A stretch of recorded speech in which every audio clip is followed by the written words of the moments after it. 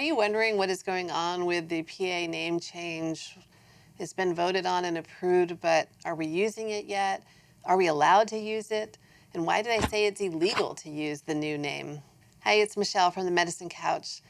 I'm bringing up this topic today because I have seen it in some threads in different forums and different PA groups that I belong to, and it really does seem to be some confusion out there about the name change. I'm not an expert, I'm just bringing you the stuff that I have read and seen. If you have any clarification to what I say or anything else to add, feel free to jump in the comment section down below.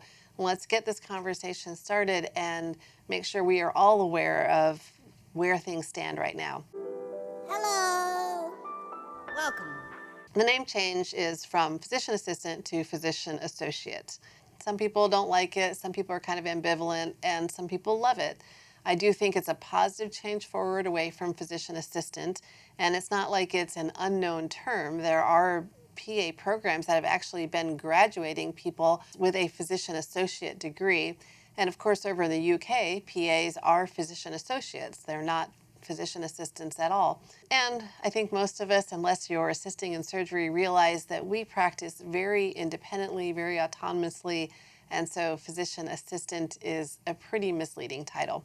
But anyway, be that as it may, no matter how you feel about the title, it has been adopted officially by the AAPA, so they are now the American Academy of Physician Associates. But does that mean that we can call ourselves physician associates? Does that mean that we can go get business cards that say physician associate and get that embroidered on white coats and tell our organizations that they need to use our new title? The answer to that is no, we cannot do that stuff now. We can call ourselves physician associate among friends and family, other people outside of medicine.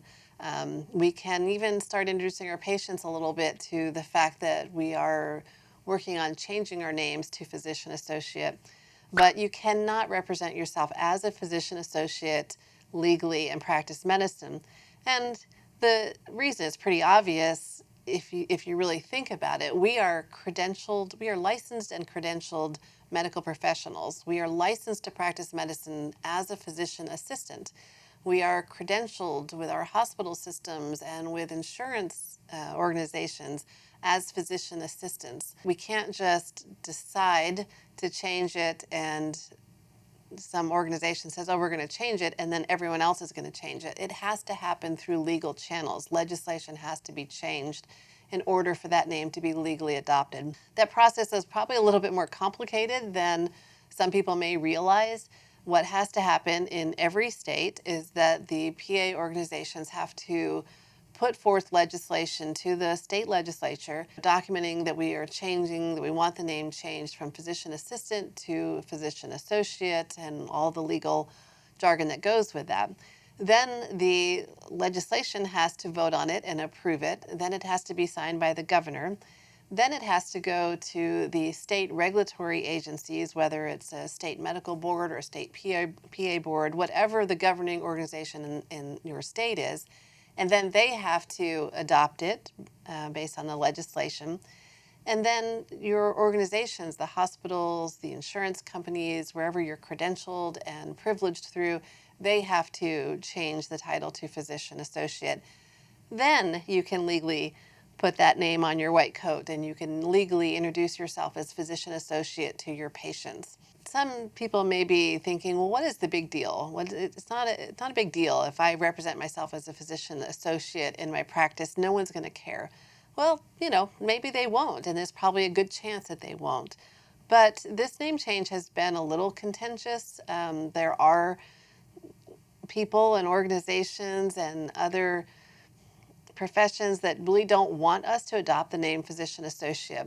If somebody really wanted to, they could complain to your medical group you work for or hospital you work for, get you in trouble for using the wrong title. You could have disciplinary actions taken against you, or they could bring it up to the medical board that you were practicing medicine under something that you're not licensed for. So you could be brought before the board and have your PA license suspended or revoked. You could have some hospital privileges revoked or insurances saying that they're not going to pay your claims because you are practicing as a physician associate.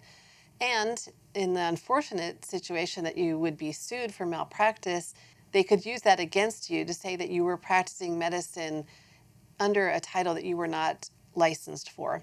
So hopefully it would never come to that, but just know that those are possibilities. They are legal possibilities, and you just never know. If somebody wanted to push that issue far enough, you could be in a lot of trouble or go through have a lot of problems facing you.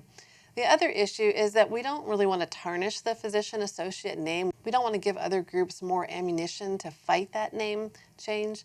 So if you're out there throwing it around and being very vocal about being a physician associate, that really could harm the process of the title getting changed. So basically at this point, outside of your clinical practice, fine, you can call yourself a physician associate, but don't be out there pushing this issue too hard and too fast, and don't do anything that's going to get yourself in trouble.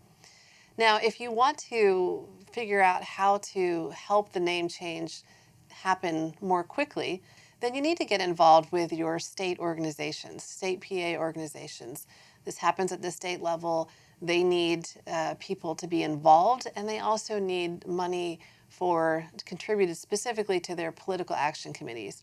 And if you don't understand what a political action committee or a PAC is, then watch this video here where I interview somebody who's involved with that process and really explains it much better than I could, and explains why the dues that you pay for your state PA organization or to AAPA, that none of that money goes to the political action committees, and why you do have to contribute separately. So watch that video to learn more. I don't know how I feel about the name change, if that's like the perfect name to go to, but I think physician associate to me is much better than physician assistant. I hate that when you tell somebody you're a physician assistant and they don't comprehend exactly how much training and schooling you have, and they think you're like a medical assistant. So hopefully physician associate will help relieve a little bit of that. Like I said before, if you have something to add to the conversation, put it down below in the comment section. If you haven't subscribed, please do so. It really helps me out. And hit the like button if you liked this video.